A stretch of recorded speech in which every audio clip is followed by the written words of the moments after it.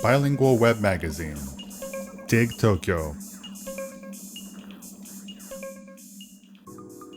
Language and Education 36. Going down the rabbit hole of social media. 1. Our MC goes out into the field.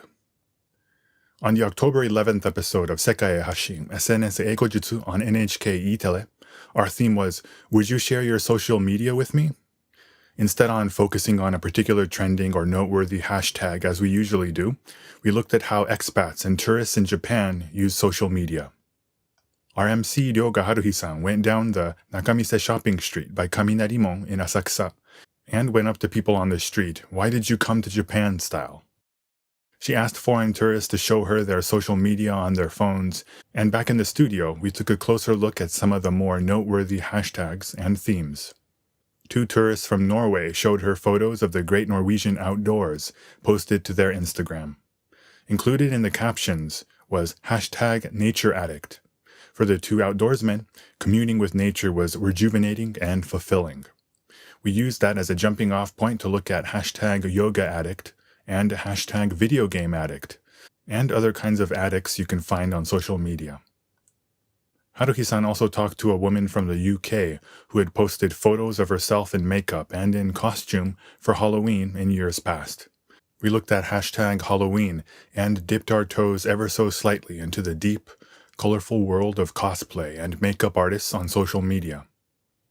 A woman from the US showed pictures of various pizzas she'd posted to Instagram, including Chicago-style deep dish pizza, which is baked in a deep pan that gives the pizza a high, pie-like crust. As a native Californian, I've had more than my fair share of pizzas, but deep dish pizza is something else. We also looked at a healthy broccoli pizzetta and a heart attack-inducing pepperoni pizza smothered in slices of salami. Back in the studio, Haruhi-san was all smiles from start to finish, as always, but she also voiced her frustration with her own English level. She expressed her desire to go beyond just memorizing a few lines and hold full-fledged conversations. Easier said than done, certainly, but now that our resident English teachers on the show sit at the main table along with the rest of us. Up until recently, the teachers sat in a separate room modeled after an overseas resort.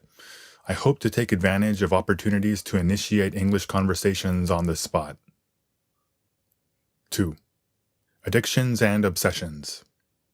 At first glance, the hashtags we talked about on this episode may seem unrelated to each other, but there is a common theme: addictiveness. Whether it be the outdoors, yoga, video games, Halloween, cosplay, or pizza, netizens like to go in all the way. They like to deep dive into their interests, and the very nature of the internet and social media facilitate their fixations.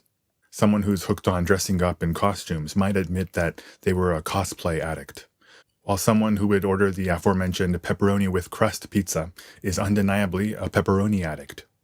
We also looked at foreigners tweeting about their love for Japanese TV shows like the reality show Terrace House on Netflix, and the 1980s serialized morning drama Oshin. In the age of streaming television, it has become easier than ever to find a show to become addicted to, and prestige TV has made many of us proud TV addicts. Side note, foreigners who have gotten hooked on Japanese anime and video games are called Japanophiles. In the first half of the show, we talked about how the word addict is used to mean something similar to the Japanese concept of otaku. Some of the above hashtags are clear examples. The word is increasingly tossed around casually, and often with a sort of self-deprecating pride. As a translator by profession, I'm compelled to say that when I translate the concept of otaku in English, the word I most often use is not addictive, but obsessive. Although similar, an obsession and an addiction are 2 different things, and it is important to distinguish between the 2. An obsession is a persistent, disturbing preoccupation with an often unreasonable idea or feeling. Merriam-Webster. Similar to the Japanese phrase kokoro wo ubawareru, to have one's heart stolen. An otaku is someone who is obsessive about the things that interest them, particularly subcultures like anime and manga.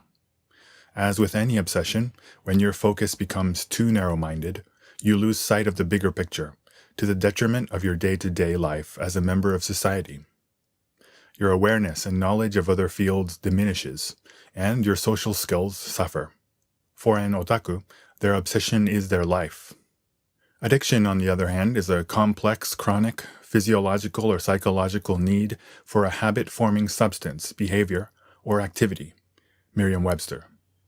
Abstaining from an addiction causes symptoms such as anxiety, irritability, and tremors. Someone who is addicted to alcohol consistently turns to the bottle in order to relax. Someone addicted to tobacco smokes to relieve stress. A nature addict needs to experience nature to have clear presence of mind, while a yoga addict might be unable to start up or wind down their day without spending some time on their mat. All of this is to say that a video game addict is distinct from a video game otaku, although the two are certainly not mutually exclusive. When characterizing your own passions and fixations, it's important to consider the difference between an addiction and an obsession. 3. Drug-related English idioms. As we've seen so far, the word addict is not just used for drug addiction, but used for addiction of all kinds. It should come as no surprise that there are many drug-related expressions in American English that are used casually in everyday conversation. Perhaps that says more about Americans than it does about the English language. Here are a few examples.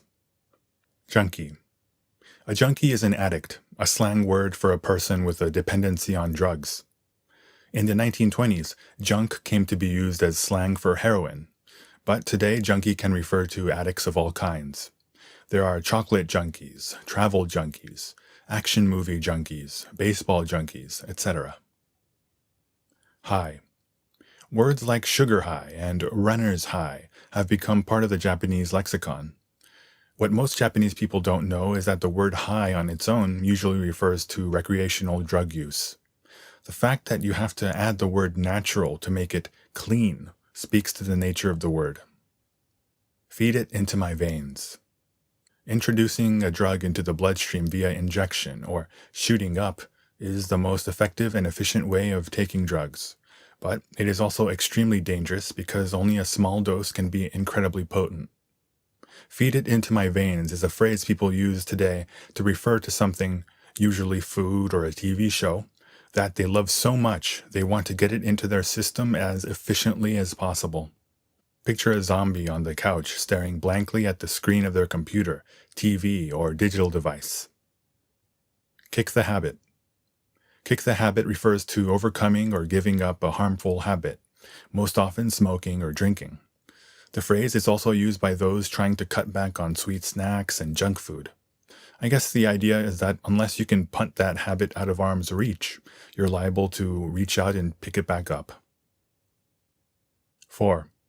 The swamp and the rabbit hole. Our resident commentator Sasaki Toshinao-san pointed out that the structure of this episode, jumping from hashtag to hashtag, reflected the way all of us use social media and the internet. When we surf the web or scroll through our social media feed, we go from page to page, keyword to keyword, our course determined by wherever our interests lead us. Sasaki-san also introduced the Japanese slang verb numaru as being a rough Japanese equivalent of addict or addictive behavior on the internet. Numa means swamp or bog, which is extremely fitting when you picture someone stepping into a muddy marsh and getting stuck. However, through some post-taping research, I learned that the term carries discriminatory connotations. Numa is short for chisho, a phonetic equivalent of chisho, which is short for chiteki shougaisha, people with intellectual disabilities. Words are not to be used lightly in any language. To take an extreme view, social media is where you can lose yourself in your own interests, pursuing them with abandon, all the while encountering and rallying like-minded junkies along the way. Exploring a subject in depth can be very rewarding, but take it too far and you find that you've dug yourself into a hole you can't climb out of. We've all had experiences where we've been surfing the net or scrolling through our social media feeds for hours and hours, and are later unable to wrap our heads around the distortion of time. In English, this is called going down the rabbit hole, a reference to the Lewis Carroll novel, Alice's Adventures in Wonderland. It's worth pointing out that this idiom also refers to tripping out after taking hallucinogenic drugs. There are a lot of drug-related expressions in English, and it's significant that so many of those terms also apply to social media. Language and Education 36. Going down the rabbit hole of social media.